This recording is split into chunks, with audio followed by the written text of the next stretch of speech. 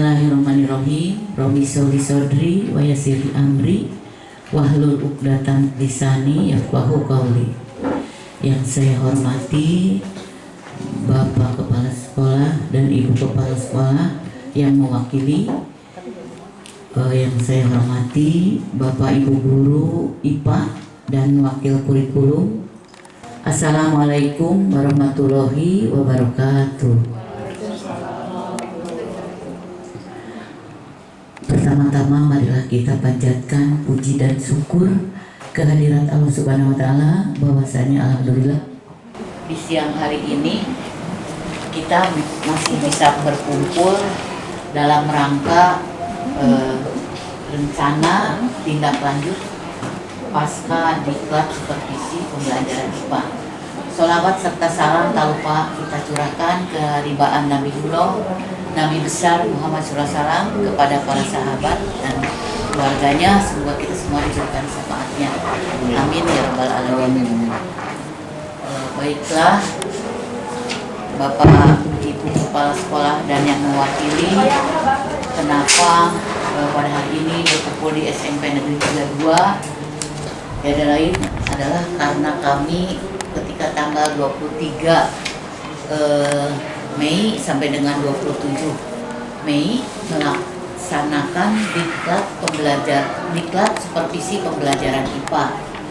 Nah, untuk itu setelah mengikuti diklat tersebut, maka kami harus mengimbaskan atau harus mendesiminasikan ke beberapa 5 sekolah yang berada di lingkungan Suprayum 1, yaitu kalau untuk dari SMP kami ini kebetulan berdua tim dengan SMP Negeri 56. Dari SMP Negeri 1 yaitu diwakili oleh SMP Negeri 1, SMP Negeri 3 Pak Soleh, terima kasih atas kehadirannya. Kemudian SMP Negeri 18, SMP Almanah, SMP IT Almanah dan Harapan Baru.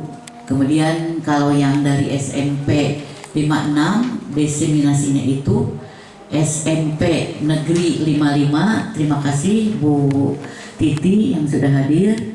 Kemudian juga SMP Negeri 18 yang diwakili oleh wakilnya, SMP Negeri PGRI, SMP Negeri SMP Insan Tauhid Kota Bekasi dan SMP Mandala Hayu Kota Bekasi. Saya ucapkan terima kasih atas kehadirannya, telah meluangkan waktu untuk memenuhi undangan kami. Namun ini kami mendesiminasikan ini mungkin karena kami bukan sekolah penggerak, baru mengikuti diklat supervisi pembelajaran IPA ya. Adapun IPA ini harus melaksanakan dulu observasi ya. Kalau setelahnya nanti ada biasa pembinaan dan pengarahan ya. Kemudian latar belakang diklat supervisi ini bertujuan untuk meningkatkan kemampuan kepala sekolah dalam melaksanakan supervisi pembelajaran pada guru IPA. Proses diklat merupakan suatu proses yang sistematis dan berkesinambungan. Suatu pelatihan harus dilanjutkan dengan implementasi di lapangan asal peserta diklat. Ya. Hal ini dapat dilakukan dengan cara bahwa setiap peserta individu atau tim menyusun kegiatan-kegiatan apa saja yang akan dilakukan setelah mereka kembali ke tempat tugas dalam rangka mengimplementasikan hasil diklat. Proses ini dikenal dengan istilah rencana tindak lanjut. Rencana tindak lanjut merupakan sebuah rencana kerja yang dibuat secara individual oleh para peserta pelatihan di mana peserta tersebut bekerja.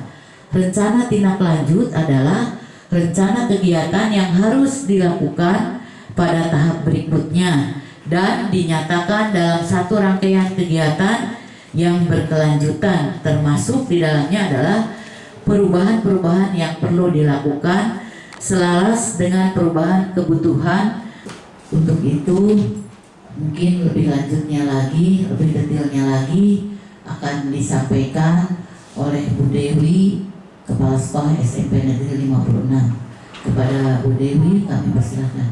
SMP Negeri 1 Kota Bekasi, yang terhormat Bapak Kepala Sekolah SMP Negeri 3 Kota Bekasi, Bapak Haji Soleh, terima kasih Bapak. Yang terhormat Bapak Kepala Sekolah dari SMP Negeri 18, dalam hal ini diwakili oleh Wakil Kurikulum ya Pak ya. Terima kasih sudah datang. Yang terhormat Ibu Kepala Sekolah SMP Negeri 55, Ibu Titi, terima kasih Bunda. Untuk menunjang pembelajaran IPA ditunjang dengan kegiatan-kegiatan ekstrakurikuler IPA, supaya pembelajaran IPA yang merupakan konsep dan teori bisa lebih real di dalam lapangan. Makanya dikembangkanlah kegiatan ekstrakurikuler IPA. Dalam penyusunan program ekstrakurikuler IPA yang kemarin kami dapat, pertama yang kami ingat ditentukan dengan visi dan misi sekolah. Jika merancang sebuah proyek dalam program ekstrakurikuler disesuaikan dengan visi dan misi sekolah. Yang kedua, setelah disesuaikan tidak lepas dari profil pelajar Pancasila, itu harus terkait. Tujuan dari kegiatan ekstrakurikuler IPA ini sebenarnya dari ilmu yang kami dapatkan selama di sana adalah bagaimana menggali potensi anak lebih dalam dengan pembelajaran yang menyenangkan. Di dalam menggali potensi anak, dia belajar tidak hanya sains praktis, tetapi bisa ke tindak lanjut yang lebih jauh, yaitu science planner, untuk bekal hidup dia, lifestyle dia untuk masa depan. Mungkin ada anak jika dia sudah tamat SMA pengen berwirausaha, mungkin itu yang diarahkan ke situ. Nah, untuk itu kami sebagai guru IPA sangat membutuhkan dukungan kepala sekolah. Pasti banyak biaya ya Bu. Nah itu tujuannya mungkin ini. Oh, seperti itu. Nah, mudah-mudahan setelah melakukan kegiatan ekstrakurikuler IPA, anak mendapat ilmu di luar IPA. Dia membuat sebuah produk, di dalamnya ada analisa pelajaran yang lain. Misalnya kayak kami kemarin membuat kupu-kupu mekanik dari origami. Dia belajar kenapa kupu-kupu tidak terbang, mungkin bagannya. Jadi nanti ada analisanya, matematikanya di mana, menghitung mungkin panjang sayapnya atau bagaimana, mungkin konstruksinya, engineeringnya, teknologi kami menggunakannya bagaimana, bahkan masuk ke ranah ekonomi. Dia anak belajar menghitung berapa modal. Jika ini kita jual, kira-kira menguntungkan. Di mana kita konsepnya mau menjual lingkungan sekolah, itu idealismenya sebenarnya kegiatan ekstrakurikuler ini. Tapi untuk kami praktekkan hari ini karena mendadak, jadi nanti Bu Lisa yang menerangkan tentang. Jadi ini kalau yang ini dia nanti praktek IPA dalam terapan. Terapannya mungkin dalam teknologi high teknologi. Kalau yang saya ambil nanti dari biologinya yang bisa science planner. Jadi ini adalah nanti Bu Lisa menceritakan bagaimana konsep IPA. Ya, sebuah benda dapat mengapung seperti kapal layar yang berlayar di lautan samudra, dan bagaimana nanti kapal selam berarti dia posisi melayang, tadi terapung melayang. Dan kenapa jika ada sebuah kapal yang jatuh sampai tenggelam, berarti benda itu tenggelam, konsep apa yang di dalam, dan itu diterapkan nanti untuk jangka panjang, mungkin teknologi yang tinggi menciptakan kapal selam yang bagaimana, kapal laut yang bagaimana. Nah itu untuk terapan yang lebih besar. Tapi untuk kegiatan ekstrakurikuler yang sederhana, nanti kami membuat juga pembuatan yang kira-kira bisa langsung diterapkan di sekolah dengan menganalisis SWOT. Kekuatan sekolah itu apa? Misalnya di SMP 32 ini kekuatannya saya lihat banyak pohon. Bagaimana kalau daun-daun itu, ini kami merancang sama Bu Lisa, di sini banyak daun, ini kami sudah kumpulkan yang sederhana dulu. Daun ini kita manfaatkan, kita buat pupuk. Sekarang orang senang banget bercocok tanam. Kalau kita bilang beli media itu 20.000. Kalau kita lakukan di sekolah, kita jual atau kita pakai di sekolah atau kita jual di sekeliling kita. Itu science planner-nya. Itu yang sederhana dengan melihat kekuatan di sekolah kita. Syukur-syukur dengan dana yang ada mungkin bisa lebih berkembang lagi. Demikian sedikit pengantarnya Bapak Ibu. Nah, nanti Bu Lisa akan langsung praktek bersama saya. Melayang. Dengan konsep IPA, mengapa benda itu bisa sampai terapung dan mengapa benda itu bisa sampai melayang? Untuk gabus. Kalau ini. Oke. Bentar dulu jangan. Nah, Bapak Ibu, ini udah jelas kelihatan ya. Ini emang sederhana bagi kita. Tapi kalau bagi anak yang baru melek, jadi dengan kegiatan ini anak lebih melek IPA. Oh kok iya ya? Kok jadi terapung ya?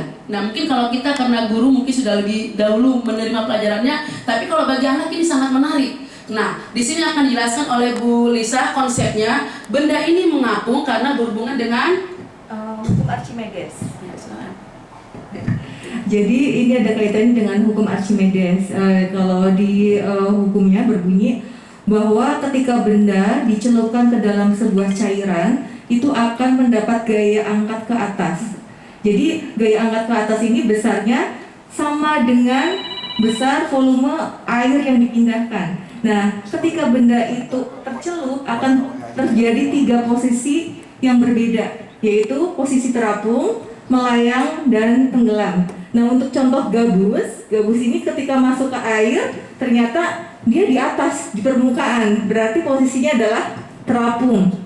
Alasan kenapa gabus ini tidak masuk ke dalam air tapi dia tetap di atas, karena gabus ini memiliki massa jenis gabus yang lebih kecil dibandingkan dengan massa jenis air. Makanya dia di atas. Nah, sedangkan untuk uang logam ketika dimasukkan ke dalam air ternyata dia tenggelam. Nah, ini menyatakan bahwa logam ini memiliki massa jenis yang lebih besar dibandingkan dengan air. Nah, bagaimana dengan telur? Ya, telur kita coba ke air yang biasa dulu ya Bapak Ibu. Nah, ternyata telur ini juga tenggelam.